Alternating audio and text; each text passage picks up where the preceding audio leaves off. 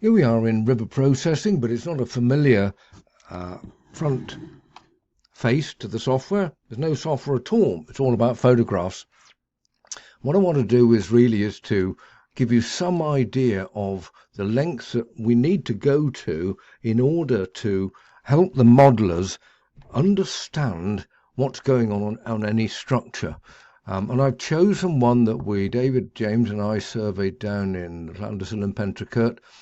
This was a long a road bridge, if you like. It's like a real blockage on the watercourse. It had this cattle creep at one end, and then this low stone arch masonry bridge at the other end. But I actually ended up having to take somewhere in the region of 28 photographs in order to convey the what we were looking at, the ground, so that the modelers could say what's happening in, say, on this cattle creep. Look at this on the left. You've got we've got a stone wall, we've got vegetation. They want to know about the roughness of the opening, roughness in terms of Manning's values. Now, Manning's values are a coefficient of roughness on a watercourse, and it changes all the time. You've got this mud and silt in the bottom, you've got the vegetation area on the left, you've got this fairly smooth concrete opening there. And what we needed to do was to be able to show, that was the cattle creep number 1. So you can call it cattle creep, as long as you got the section number right at the top there, CS2-14U cattle creep 1.jpg, and you're looking out across the floodplain, what is essentially floodplain, away from this small muddy opening, which is the second opening on this whole bridge structure. Got cattle creep number 1. Then we go to cattle creep number 2. Then we go to cattle creep number 3.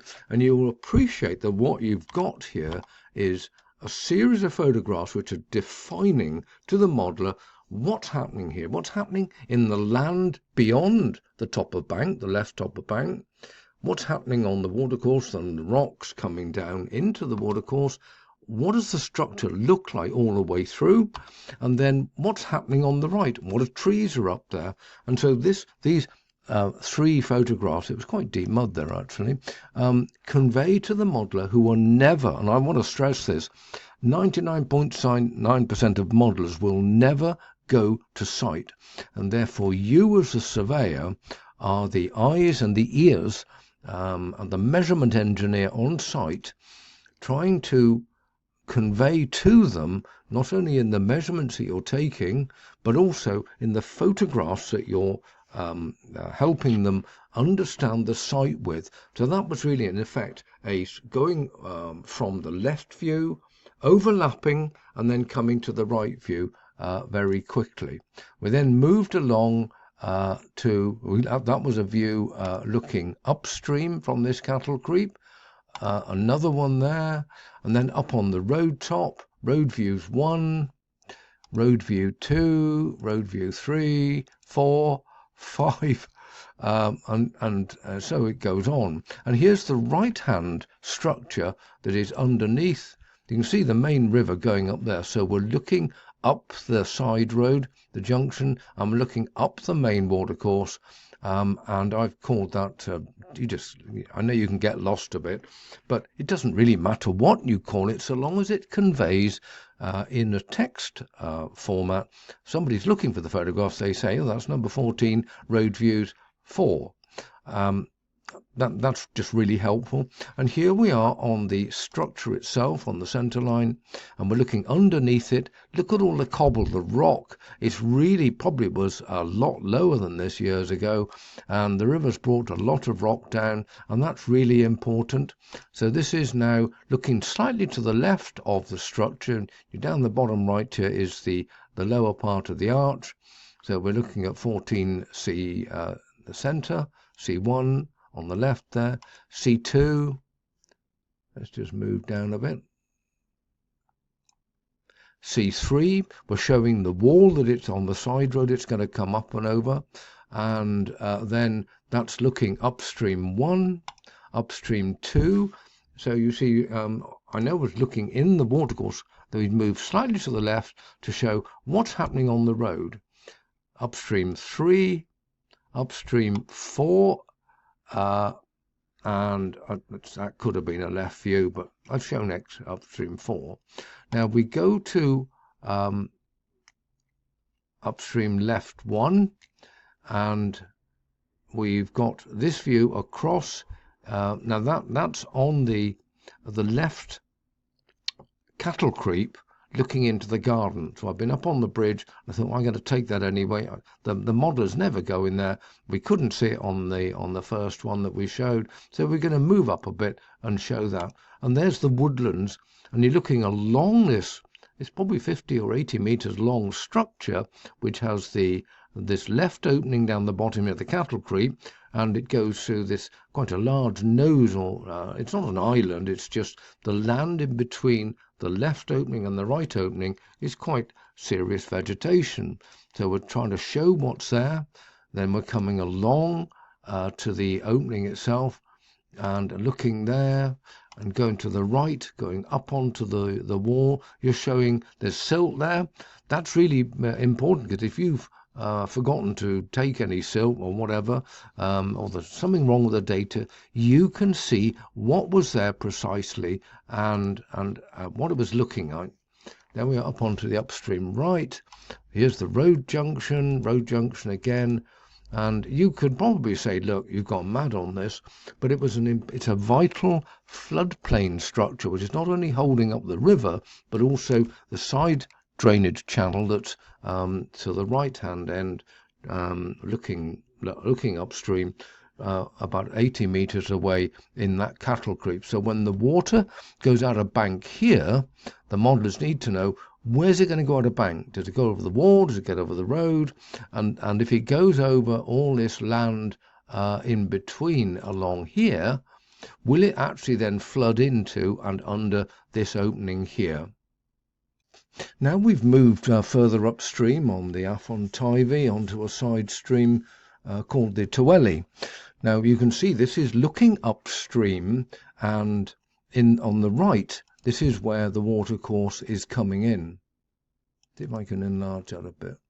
You can see this is where the Llandyssil paddlers do all their training, and later on in the time that we were there, they were doing the training that you do for when you could go there and do the whitewater training, but they had the fire brigade there, and they were literally throwing these chaps and gals up in the 200 meters further up, and they were floating down underneath all these slalom poles, and they were pulled out with a throw line further down.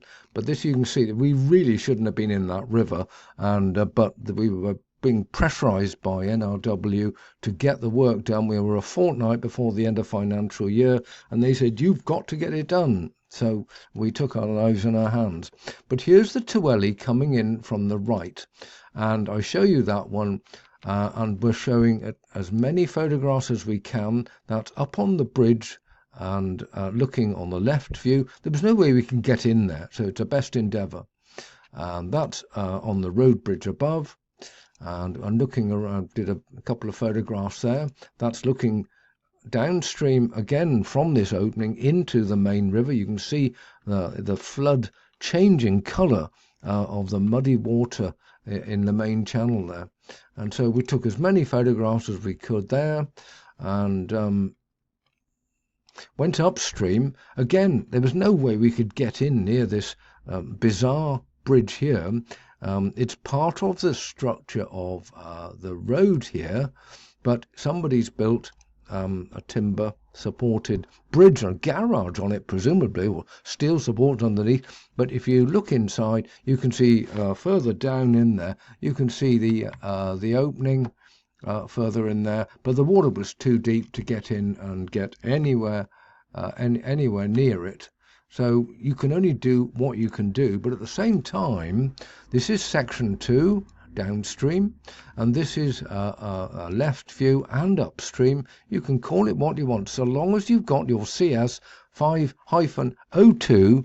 Those 1, 2, 3, 4, 5, 6 characters are critical. Anything that's after the O2 is not really handled in any way. It's just text that is after that point.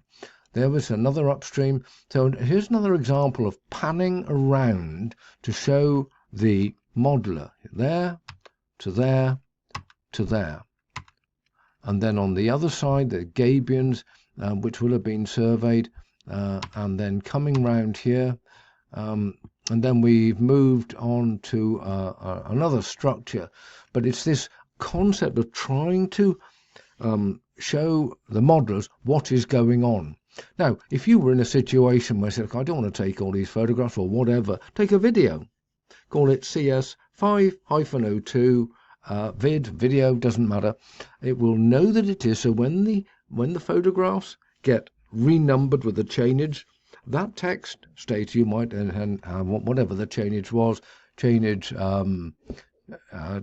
TWYE underbar 0054. That's what might have been there, and then video on the end, and so you could use that.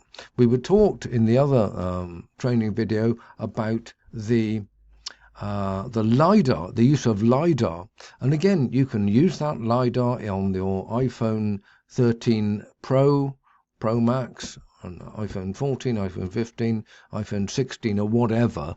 The LiDAR is an astonishing little device. You've got to be within 5 meters of the structure. It will then pick up and triangulate, take distances. It knows where the phone is in 3 dimensions. There must be all sorts of little bits and bobs on there that know the position, the orientation, and as you move around, it all gets stitched onto a surface. And the results, as you've seen in the video for the LiDAR, are the photographs and the LiDAR are quite astonishing. So you need to use any device that you can think of, because you're the only one that's going to get in that river. And it's quite possible that nobody's ever been in the river in your location where you're walking and trying to stay upright with a survey pole and all that sort of thing. And so you're in quite unique situations. This was on the next bridge up. It looked like an old rail bridge. I don't think it was. It had it's rather difficult to cross. But here it is here, and we're trying to gather information there. We're photographing it underneath so the modelers can see. It was terrible weather, and there were pigs in there. We had to climb over these bits of timber here, which are pallets. There are ducks, geese, there were pigs further on. A terrible place to be. And so here you are, that was looking upstream, and there's the left. We had to come in from the road over these scrappy bits of gates. That's the L2, looking at the buttresses, the walls, trying our best to show as much information as possible in that area. And here we are, we've moved up onto a little, what we just called the word drain. Here we are, Channel 7 drain. And all it was a downstream and an upstream on a most peculiar little drain we've ever come across.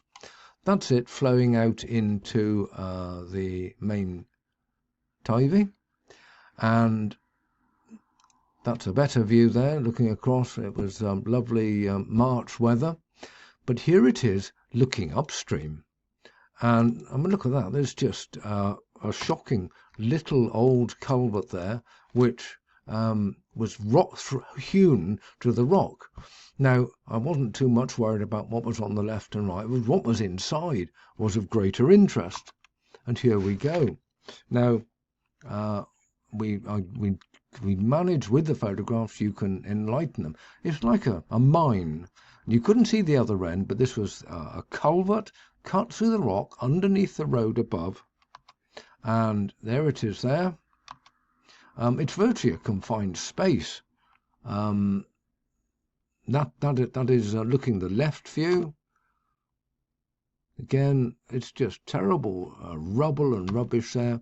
That's the right view, looking across the exit to this concrete area there. So you might call it a concrete exit. But on the upstream, you could call it simply hewn bedrock or something like that. And so that was quite, and this is the road above it. You would not imagine this was going underneath this. And this is the difficulties that we had with the, and I'm not going back to the main there. I'm not suggesting you should crawl up inside, but what we're trying to do, if we do this, yeah, you can enhance photographs quite dramatically, you know, you can see what's going on in there. You're showing the modelers what's there. You've got the bed, you've got the cobble on the bottom, and you've got bedrock. It's almost like in a mine with there's a quartz band. I mean, that might have had minerals in it, who knows? But we then went up to the upstream side, and this is, we didn't get an upstream view. It's into a field, an open playing field. That's the left view, and there's some pipes to the right. That's the central view. Somebody's put some bits of timber, what look like sleepers above it. You can see the masonry wall, the roads beyond it, and that's the right view. But here we are trying to get photographs inside. It was water running in. I mean, you know, you can't imagine people leaving a drain like this, but that's what it was. That's as good as you're going to get. And, you know, I've never seen anything like it. But you can see the sort of conditions that sometimes what you're faced with. We managed to get a soffit on this measurement there, and an approximate diameter, because it was virtually a circular culvert at that stage. But I want to show you all this because it really is. A lot of surveyors say, I can't get in there, but you need to be able to give the confidence to the modelers that you've got sufficient photographs to tell them on this site here they're never going to go to, you're never going to go back to either, but they desperately need your photographs, and as much as you can, overlapping from left to center to right, so they can see what's there. I thought I ought to put an open channel section in to show you what's happening with that. David James did this one, and here we are on this channel at the Afon Cerdyn, and you can see the left view up on the top right here. It's highlighting it there. The thumbnail, that's a brilliant left view. It's showing the vegetation beyond the bank. It's being undercut. It's showing the river, and then we can then come into the central view of that, looking downstream. There's trees in the watercourse, the river's rushing through. You've got a bit of the bottom of the right bank, and then David spun round and gone the right bank, and you can then see what's happening on the right bank as well. And he's got two photographs looking upstream, and that's that one there across this little area of rapids. Upstream 1, upstream 2. If you have to take to upstream 34, it doesn't matter. Photographs are cheap, and once you've got in there, you were expensive surveyors. You might have wandered in with equipment half a mile from a road. You don't want to go back. If you're not sure whether to take a photograph, take the jolly thing. We've often had surveyors who aren't very good taking photographs, and they've said, well, there was a hedge on the right, you couldn't see through it. Well, take the bloody photograph, excuse my French, because they'd only taken a view looking downstream and the left view. There was nothing on the right, so you had no idea what was there. And if you have to take and you're looking at a wall of greenery, you show the wall of greenery on the right view. Now, if you can get through into and show what is beyond that vegetation on the bank, it could be a wall of a closed hedge, a wall of vegetation. It could be even Japanese knotweed. You can't see through the damn stuff. The wrong type of year, the growth has shot up, and you have an awful job to get through it. Just push the stuff down. It will push down, it'll break and go down. We don't remove it from sight, but if you've got it, don't hesitate to get through the Japanese knotweed and take photographs of what is on the other side. Maybe out on the floodplain, you might have 5 meters of Japanese knotweed, but don't be afraid to get through and take those photographs there.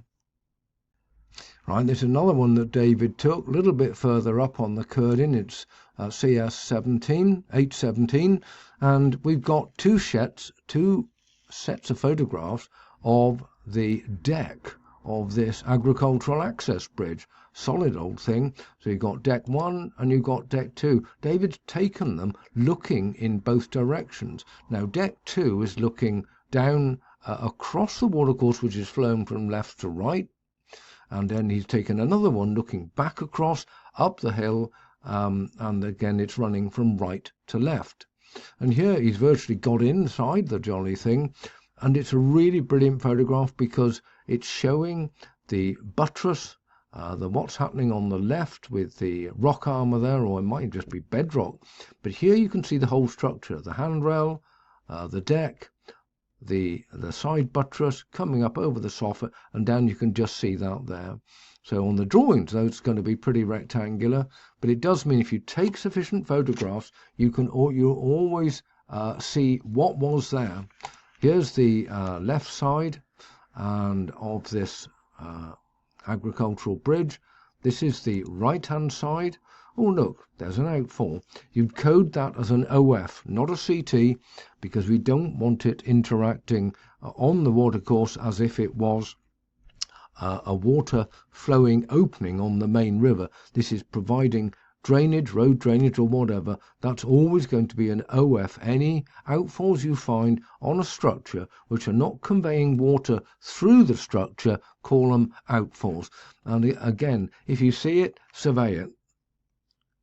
So that was cross section 17 there. And then I'm going to go further up. There was you can see here there was an area of a small bridge deck here, and we've surveyed it as much as we can.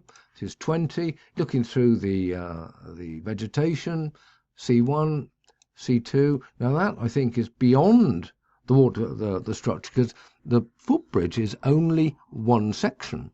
And if it's helpful, stand on the bridge and taking it, looking downstream. You can call it downstream view if you want. But here we are. We've got more information.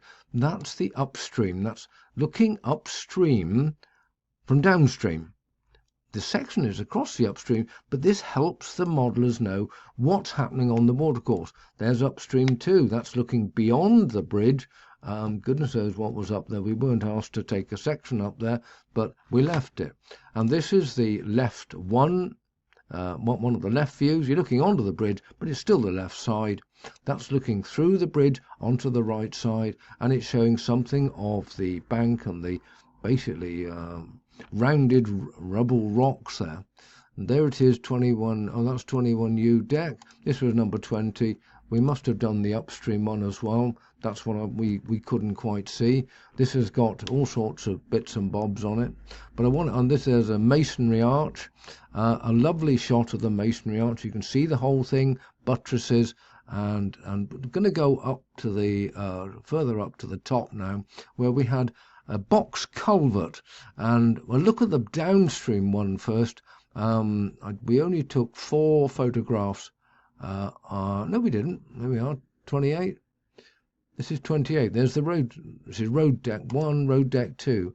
This is the main road at that point, and that's what's above the structure. So we're looking at the upstream face. You'll notice all the features. You've got the road deck, you've got the handrail, you've got a parapet along there, and you've got this concrete box culvert that might be chamfered down the bottom, but we can't see it. We can't survey that. But we've got the vertical sidewall, probably a 200, 250 chamfer across the top, down the other side. Now this is where you need to get into that. You need to get up up close and personal with these structures. We need the inside dimensions. And that's really helpful because you're going to hold a pole here, you're wobbling about all over the place, and so the measurements you take using the pole, which is there, it's on 2.6 meters by the looks of it, are going to be approximate. So you're going to get one at the bottom, going to try and get one there, one there, one there, one there, and one there. And on one of those points, you need to then put into your remarks column on your data logger. It might be, you wouldn't need to do a face here because it's all square. But you want to get your disto in and get the minimum width across, so you can then put within, say, the first or second point, might be 3, 4, 5, 5 m, and that would be a minimum internal dimension. So when you get into your live CAD, you're then looking at, say, well, let's assume that we're looking upstream, the left bank is on the right here, and you say, well, I want that fixed there, and I know that this wall over here has to be at the distance across, and then I've got to set it up so I'm looking at the top levels, and I'm coming down, say, 250 to get to check this point. So the dimensions, it's not going to be a surveyed shape. It's going to be an adjusted perfect shape, so the models can see this is a vertical sidewall, and the chamfers, both sides, are correctly dimensioned. So it might be 250 mil or 200 mil, and so the offset values are adjusted by 200, and the levels from the top would be offset by 200 as well. So the shape looks nice when it's in there. And but you see you're going to pick up the hard bed and the soft bed silt, the gravel there as well. We're going up to the top side, and here we have got, this is up to 2. This is the left view looking across the structure. That's L2, that's L1. But you can see here we've tried to show what's happening. There's a wing wall, but the section's probably coming over the field and up and down right next to the structure. Ignore the wing wall unless it's been specifically asked that you want a section up there as well. A lot of the time, the way of doing surveys is to try and measure 4 sections on a structure. You've got 2 upstream and 2 downstream. So the upstream one would be at the point where the channel is natural, across at that point there, where the wing wall's finished. And then the next one would be right on the face. And the same on the downstream side, you'll be down here, looking D and L, and again there's probably a wing wall in there, so that you'd have a section across the downstream face and then one across at the natural channel as well. But here we are, we've had a battle with silt, rubble from the tip next door, you name it, we've seen it there. And but we've actually got a fully dimensioned structure with the end top of the handrail. We've got the road deck out there, the highest point on the road deck, and so we've got pretty good structure information there, and so we were very happy with that. Got to brush all this stuff out of the way. So really I wanted to go through in a slightly long video that shows you what we're trying to achieve, how we achieve it, and that sometimes you have to go beyond the call of duty to actually gather all the information that the modelers will never ever see in their lives. And I showed you on one of the other videos, we just couldn't measure this. We couldn't, it was too strong, the flow. We could get in on a little bit of it just at the beginning there. I think I got out about 2 meters, just had to give up. But the main thing here also on this lower structure is this enormous weir, and it's photographed several times from and the keying into the structure there. And 102, there we are, still going on the left, and then we're looking at the right up through the fields. And you know, we've taken well, 1, 2, 3, 4, 5, 6, 7, 8, more than 10, maybe 12 photographs there in order to show the modeler the structure all over from all angles as necessary. and that's absolutely brilliant. So there you go. I wish you well with your survey photographing, but you need to think rivers. Don't go thinking topographic survey. Think rivers. Think, how does the river get through the arches or any of the structures that you're going to be surveying? And that's really important. Thank you for listening.